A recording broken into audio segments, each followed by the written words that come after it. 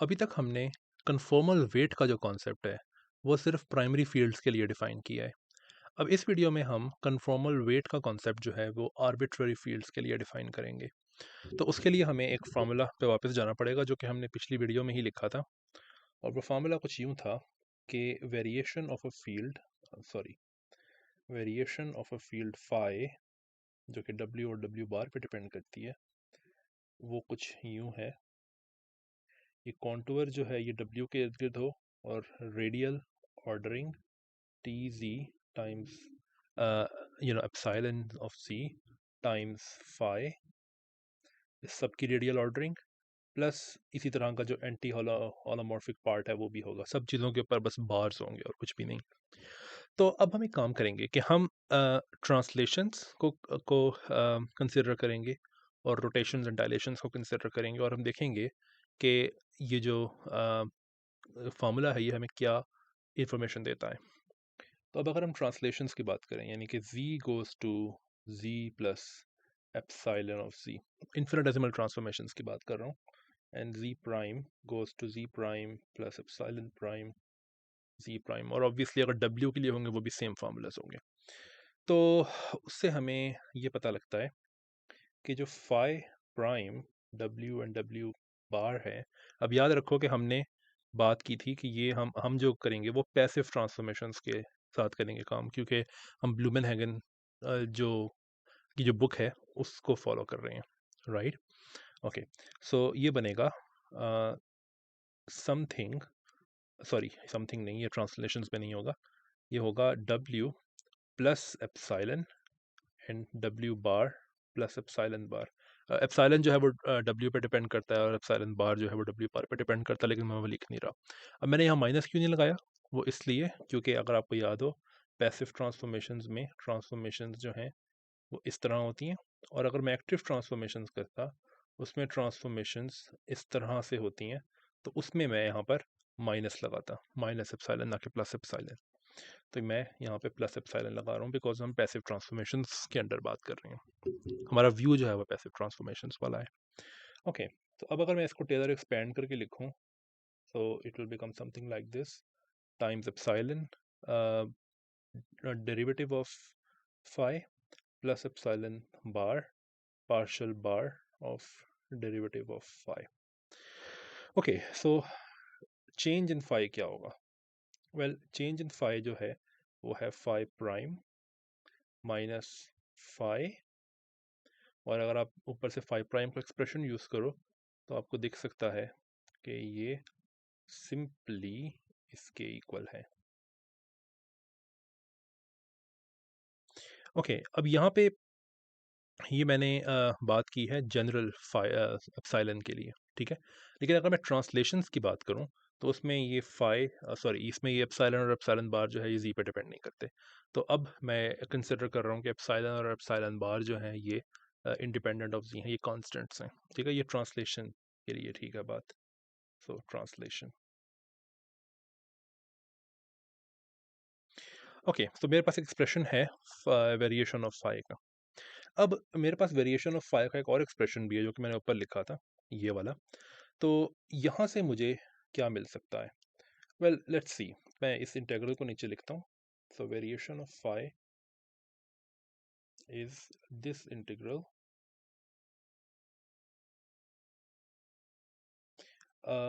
Into R T of G epsilon times phi. अब phi obviously depend करता है W पे, वो मैं चलो लिख देता हूँ ताकि कंफ्यूजन ना हो जाए।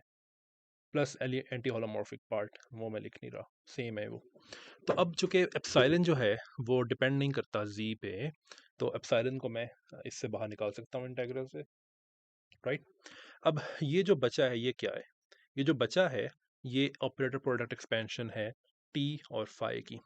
लेकिन अब देखो यहाँ पे मैंने ये नहीं कहा कि फाई एक प्राइमरी फील्ड है, फाई कोई भी फील्ड हो सकती है।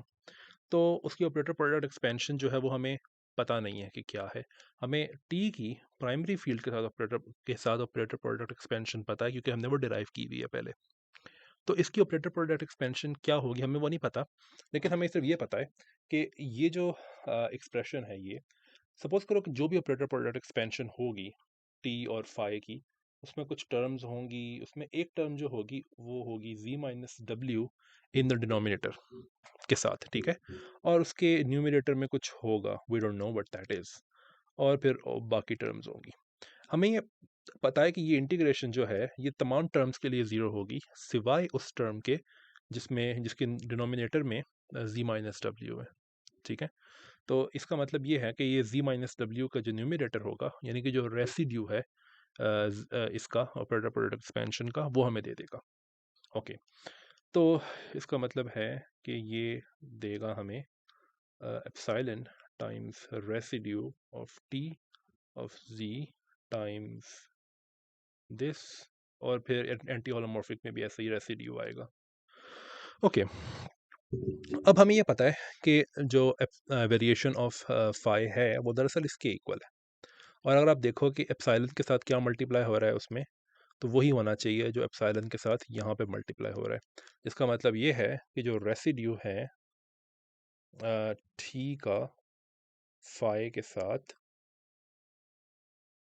वो होना चाहिए ये, राइट।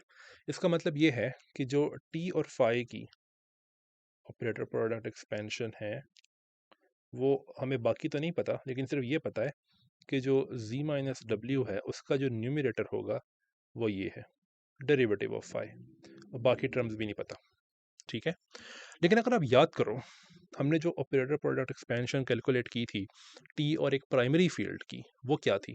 वो थी टी और एक प्राइमरी फील्ड है, सपोज करो फाई प्राइमरी। तो ये थी एच, जो कि कन्फॉर्मल वेट है प्राइमरी फील्ड का, times phi divided by z minus W squared plus partial phi divided by z minus W, और फिर नॉन सिंगुलर टर्म्स थी, राइट। तो इसका मतलब ये है कि हमने ये जो जनरल रिजल्ट डिराइव किया है कि टी की ऑपरेटर प्रोडक्ट एक्सपेंशन किसी भी फील्ड फाई के साथ जो होगी उसमें z माइनस डब्ल्यू का न्यूमिनेटर ये होगा, ये हम कंफर्म कर सकते हैं कि ये प्राइमरी फील्ड्स के केस में भी यही था, ये हम चेक कर सकते हैं, ठीक है। ओके, लेकिन अब आप एक और चीज़ देख सकते हो यहाँ पे, वो ये कि अगर आप टी की अपने ही साथ ऑपरेटर प्रोडक्ट एक्सपेंशन देखो, यानी कि T T operator product expansion, तो वो कुछ यूं है, वो यू थी, सॉरी, कि T G times T W, और उसमें पहली टर्म जो थी वो थी C over two G minus W power four plus two times T W over G minus W squared plus partial T G minus W, और फिर उसमें नॉन सिंगुलर पार्ट था। अगेन आप यहाँ पे देख सकते हो कि ये जो z माइनस डब्ल्यू का न्यूमिनेटर है वो पार्शियल t है। और t क्यों है यहाँ पे? क्योंकि यहाँ पे फाइव की जगह t आ रहा है, ठीक है। ओके, तो ये हम कंफर्म कर सकते हैं नॉन रिजल्ट्स से। Okay, great. तो अभी तक हमने सिर्फ ट्रांसलेशंस को यूज़ किया और हमें ये सब कुछ मिल गया है। अब हम एक और ट्रांसफॉर्मेशन को कंसिडर करते हैं, और वो ट्रांसफॉर्मेशन ये है कि z goes to z plus epsilon z, जब एप्सिलॉन जो है अभी फिर कांस्टेंट है, और z bar goes to z bar plus epsilon bar z bar, और एप्सिलॉन और एप्सिलॉन बार दोनों कांस्टेंट हैं। और हमने देखा था जब हम फाइनाइट कन्फॉर्मल ट्रांसफॉर्मेशंस को स्टडी कर रहे थे कि ये ट्रांसफॉर्मेशंस जो हैं ये रोटेशंस और डायलेशंस दोनों को इनकॉर्पोरेट कर लेती हैं। ओके, तो अब हम देखते हैं कि ट्रांसफॉर्म्ड फाई क्या होता है इस केस में। और मैं यहाँ पे एक चीज़ एड्रेस कर दूँ, वो ये है कि W और Z दोनों कॉम्प्लेक्स नंबर्स हैं, वो सिर्फ डिफरेंट लेबलिंग्स में यूज़ कर रहा हूँ। दोनों कॉम्प्लेक्स नंबर्स हैं, दोनों सेम ट्रांसफॉर्मेशन लॉ से ट्रांसफॉर्म होते हैं, ठीक है। तो फाई प्राइम क्या होगा? वो होगा यहाँ पे phi W plus epsilon W।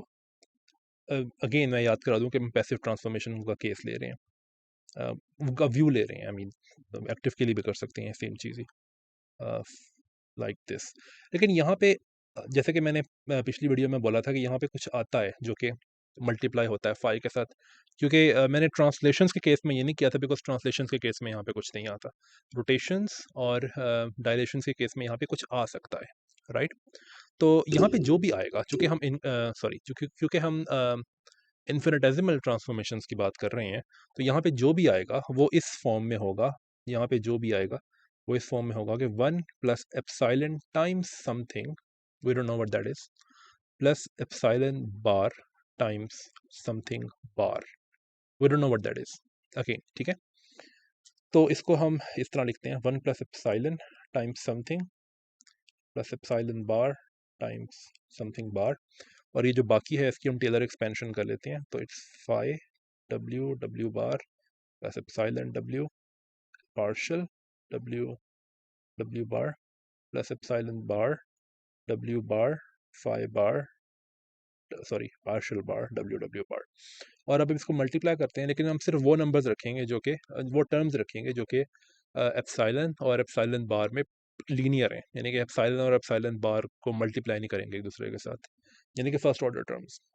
तो ये बनेगा phi W and W bar plus epsilon W partial phi, और यहाँ से एक और टर्म आएगी जो कि है this square thing times phi, और दूसरी टर्म जो आएगी वो है partial bar, sorry epsilon bar W bar times partial bar, और दूसरी टर्म जो होगी वो होगी स्क्वायर थिंग बार फाई, और फिर जो दूसरी टर्म्स होंगी वो या तो ऑर्डर फाई एप्सिलॉन स्क्वायर की होंगी या एप्सिलॉन बार स्क्वायर की होंगी या एप्सिलॉन और एप्सिलॉन बार आपस में मल्टीप्लाई हुए होंगे, तो वो उनको इग्नोर कर देते हैं, ठीक है। ओके, तो ये है ट्रांसफॉर्म्ड फाई। तो अब हम देख सकते हैं कि जो चेंज इन फाई है, variation of phi, that's phi prime minus phi, तो ये आप देख सकते हो कि ये होगा epsilon W partial, sorry partial phi, yes, plus the square thing partial, sorry phi, plus epsilon bar W bar partial bar phi plus this bar thing bar phi. Okay, तो ये है वो ट्रांसफॉर्मेशन जो कि फाई की होगी। Phi एक arbitrary field है, कोई प्राइमरी फील्ड होने की ज़रूरत नहीं है, आर्बिट्ररी फील्ड है। सो ये वो ट्रांसफॉर्मेशन है जो कि फाई की होगी इन द केस ऑफ जो ट्रांसफॉर्मेशन जो मैंने ऊपर लिखी थी, यानी कि z goes to z plus epsilon z। अब यहाँ पे ये जो स्क्वायर थिंग है जो कि हमें नहीं पता कि क्या है, हो सकता है कि ये कुछ कोई नंबर हो सकता है कि ये कोई नंबर ना हो, कुछ और हो। अगर तो ये स्क्वायर थिंग और ये जो बार स्क्वायर बार थिंग है, ये कोई नंबर है, ठीक है, इसको हम कह देते हैं h और h बार, ये कोई नंबर्स हैं। अगर तो ऐसे हैं तो ये जो नंबर्स आ रही हैं ना, इनको ये डेफिनेशन बताने लगा हूँ मैं, इनको हम कहेंगे कि these are the conformal weights of phi. अब यहाँ पे इम्पोर्टेंट बात ये है कि मैंने कहा था कि फाई एक आर्बिट्ररी फील्ड है। अभी तक हमने कन्फॉर्मल वेट को सिर्फ प्राइमरी फील्ड्स के लिए डिफाइन किया है।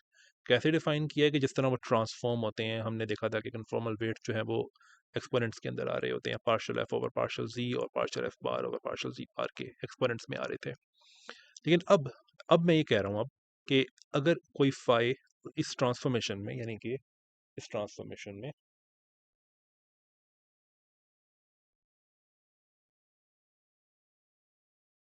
इस तरह से ट्रांसफॉर्म होता है, तो जो भी नंबर यहाँ पर और यहाँ पर आएगा, इन दोनों को कन्फॉर्मल वेट्स कहा जाएगा फाई के, ठीक है। तो इसका मतलब ये है कि हमने अब कन्फॉर्मल वेट्स, सॉरी, कि हमने अब कन्फॉर्मल वेट्स जो हैं वो डिफाइन कर दिए हैं एक आर्बिट्ररी फील्ड के लिए। ओके, अब इसका एक कॉन्सिक्वेंस क्या है? इसका एक कॉन्सिक्वेंस ये है कि अब हम ऊपर वाला अगर फार्मूला जो हमने लिखा था फील्ड वेरिएशन के लिए वो यूज़ करें यहाँ पे, तो वो था variation of phi is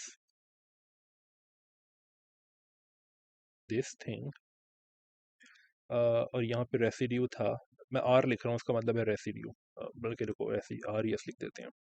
so T G times epsilon ji times phi, और फिर इसी का एंटी होलोमॉर्फिक वर्जन है वो मैं नहीं लिखूंगा, सेम चीज़ है, राइट। तो अब अगर मैं इनको आपस में रिलेट करूं, और यहाँ पे पहले मैं एक बात ये लिख दूं कि ये जो एप्सिलॉन जी है ये है एप्सिलॉन टाइम्स जी, ठीक है, क्योंकि ये देखो ये हमने ट्रांसफॉर्मेशन में लिखा था, राइट। तो इसका मतलब ये है कि ये जो होलोमॉर्फिक पार्ट है ये वाला, ये इस होलोमॉर्फिक पार्ट के इक्वल होना चाहिए, और जो एंटी होलोमॉर्फिक पार्ट होगा वो इस एंटी होलोमॉर्फिक पार्ट के इक्वल होना चाहिए, ठीक है। तो हम सिर्फ होलोमॉर्फिक पार्ट अभी कंपेयर करते हैं, तो ये बनता है कुछ यूँ, ये होलोमॉर्फिक पार्ट ये वाला residue of T G, I am sorry मैं रेसिड्यू लिख रहा हूँ, सॉरी सॉरी ये आर ही है, ये रेडियली ऑर्डर्ड है, सॉरी रेसिड्यू तब होगा जब मैं इंटीग्रेशन भी हटा दूंगा, ये सॉरी ये आर है, times epsilon times z times this thing, this should be equal to epsilon times w plus h phi, right. अब दोनों में एप्सिलॉन कांस्टेंट है, वो हम खत्म कर सकते हैं दोनों साइड से, ठीक है। अब एक काम करते हैं, ये जो इंटीग्रेशन ऊपर वाली है ना लेफ्ट हैंड साइड पे, इसको मैं दो हिस्सों में बांट देता हूँ। एक इंटीग्रेशन जो है वो यूं हो जाएगी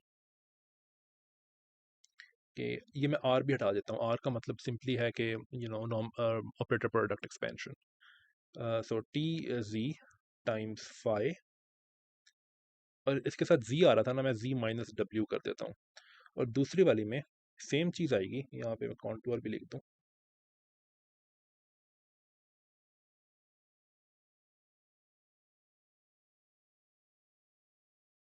और साथ में w आ जाएगा। आप देख सकते हो कि अगर आप इन दोनों को ऐड करो तो हमारे पास ये आ जाता है। अगर मैं अगेन यहाँ से भी r हटा दूँ तो वो सिर्फ एक नोटेशनल चीज़ है, हमें पता है कि वो क्या है, राइट। सो इस तरह से तोड़ने की क्या ज़रूरत है? इस तरह से तोड़ने की ज़रूरत ये है कि अब अगर आप ये देखो कि टी और फाई की जो ओपीई है, वहाँ से अब अगर हम ये क्वेश्चन पूछें कि वहाँ से कौन सी टर्म कंट्रीब्यूट करेगी इस इंटीग्रल को, तो वहाँ से सिर्फ एक टर्म है जो कि कंट्रीब्यूट कर सकती है, और वो टर्म है कि अगर हम टी और फाई की ओपीई देखें तो एक टर्म होगी जिसके डिनोमिनेटर में जी माइनस डब्ल्यू स्क्वेयर आ रहा होगा, और बाकी टर्म्स भी होंगी। क्यों ये टर्म कंट्रीब्यूट करेगी? वो इसलिए क्योंकि जब ये मल्टीप्लाई होगा जी माइनस डब्ल्यू से, तो ये जब जी माइनस डब्ल्यू से मल्टीप्लाई होगा तो ये बाकी चीज़ों के साथ भी मल्टीप्लाई होगा, लेकिन ये जो टर्म मैंने लिखी है इसको इसके साथ जब ये मल्टीप्लाई होगा तो ये जी माइनस डब्ल्यू दे देगा, और हमें पता है कि सिर्फ यही चीज़ है, यानी कि something divide by G minus W जो बचती है इस इंटीग्रेशन के अंदर, ठीक है। तो इसका मतलब है कि सिर्फ ये टर्म जी माइनस डब्ल्यू स्क्वेयर ये रेलिवेंट है यहाँ पे। सो हमें ये दे देगा, इसको हम कह देते हैं some circle, I don't know whatever, ठीक है। तो ये मिलेगा हमें इस इंटीग्रेशन के बदले में, ओके। सो याद रखने की ज़रूरत है कि सर्कल का मतलब क्या है, ठीक है। तो ये पहली टर्म जो है वो हमें सर्कल देगी।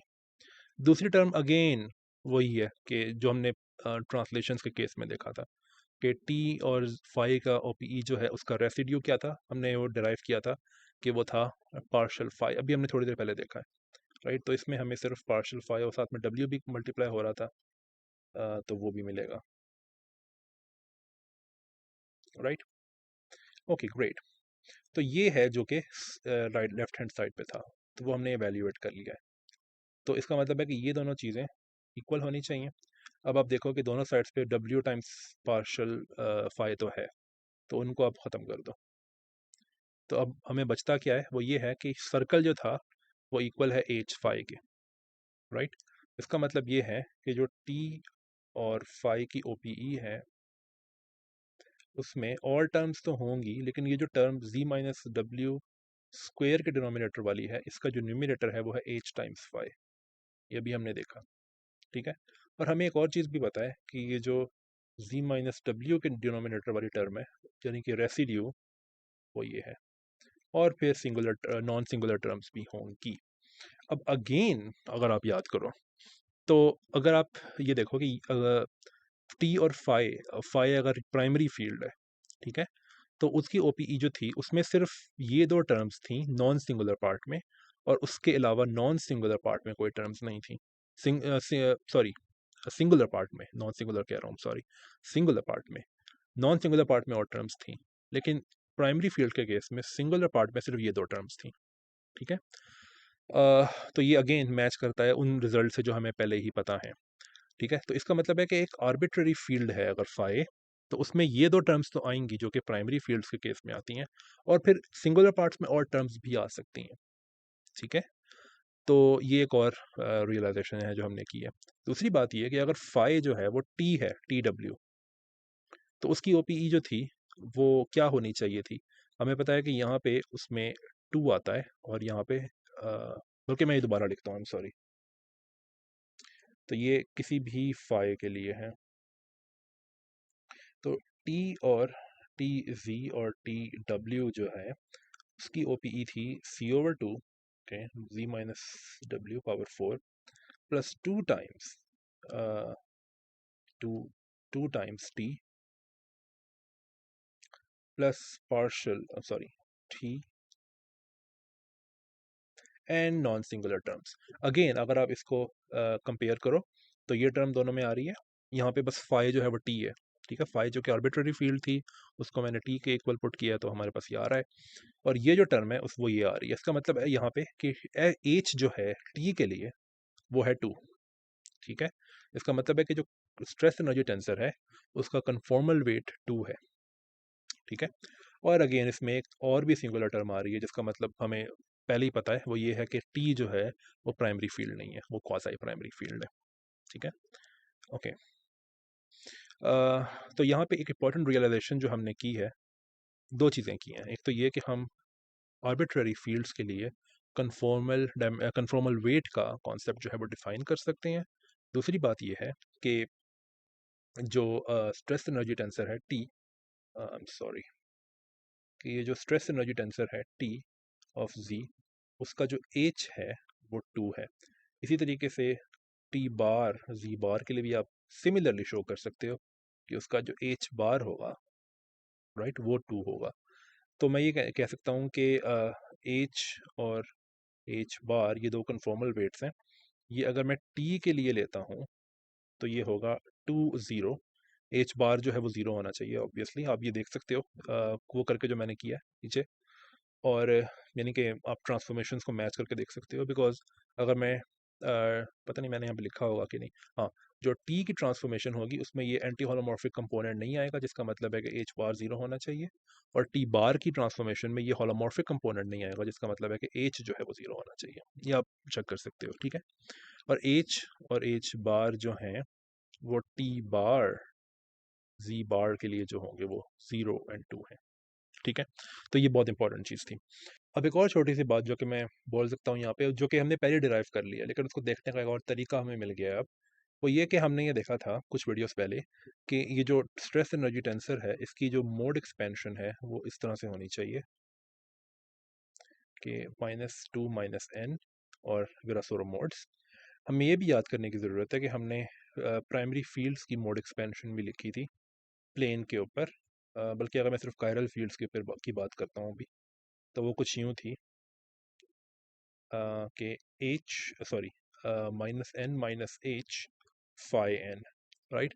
तो आप ये देख सकते हो कि चूंकि अब हमने देख लिया है कि जो कन्फॉर्मल वेट स्ट्रेस टेंसर का है वो 2 है, तो यहाँ पे 2 क्यों आता है, ये एक बहुत अच्छी वजह है देखने के लिए। यहाँ पे h आ रहा था और चूंकि स्ट्रेस टेंसर के लिए h 2 है तो यहाँ पे 2 आना चाहिए, राइट। तो पहले हमने ये डिराइव किया था जो मोड एक्सपेंशन है टी की, लेकिन हमने किसी और तरीके से की थी। उस वक्त हमें ये नहीं पता था कि जो कन्फॉर्मल वेट है टी का वो 2 है, राइट। लेकिन अगर अब हमें ये पता लग गया तो ये बहुत ही प्लेन है देखना कि ये 2 ही होना चाहिए था यहाँ पर। और इसी तरीके से जो टी बार है उसकी मोड एक्सपेंशन कुछ यूँ होगी कि जी बार -n - 2 और एल एन बार, राइट। तो ये अब प्लेन हो गया, देखना कैसा ही होना चाहिए था। सो वीडियो ख़त्म होने से पहले मैं एक छोटा सा प्रूफ मैं कर दूं, और वो ये है कि लास्ट वीडियो में मैंने एक रिज़ल्ट यूज़ किया था। वो उस रिज़ल्ट की मैं प्रूफ दे देता हूँ छोटा सा। और वो रिज़ल्ट ये था कि मैंने ये कहा था कि अगर आपके पास एक डेरिवेटिव है, पार्शियल एफ ओवर पार्शियल जी, इसका अगर आप इन्वर्स लो, इन्वर्स का मतलब है कि 1 ओवर दिस डेरिवेटिव, तो वो है पार्शियल जी ओवर पार्शियल एफ। और मैंने कहा था कि ये सिर्फ तब ठीक होगा अगर f जो है वो होलोमॉर्फिक फंक्शन है। तो उसका एक बहुत सिंपल प्रूफ है। एक सिंपल प्रूफ इसका ये है कि अगर आप partial f over partial f consider करो, हमें पता है कि ये तो 1 है, राइट। तो अगर आप इस पे कॉम्प्लेक्स नंबर्स का चेन रूल लगाओ तो वो बनता है partial f over partial z over partial f plus partial f over partial z बार पार्शियल z बार ओवर पार्शियल f, राइट। अब अगर f होलोमॉर्फिक है तो उसका मतलब ये होता है कि partial f over partial z बार जो है वो 0 है, यानी जिसका मतलब है कि ये z बार पर डिपेंड नहीं करता। अगर ये बात ठीक है तो इसका मतलब है कि ये चीज़ 0 होनी चाहिए, इसका मतलब है कि ये 0 होना चाहिए, जिसका मतलब ये है कि partial F over partial G bar sorry G times partial G over partial F जो है वो 1 है, और जिसका मतलब ये है कि partial F over partial G का जो इनवर्स है वो partial G over partial F है। So that's the simple proof. इसका एक और प्रूफ भी है, जिसमें आप अगर सेटिस्फाई नहीं हो इस प्रूफ से, तो आप इसको एक्चुअल में रियल और इमेजिनरी पार्ट्स में खोल के लिख सकते हो, और तब भी ये प्रूफ कर सकते हो कि ये तब ठीक होगा जब एफ होलोमॉर्फिक फंक्शन है।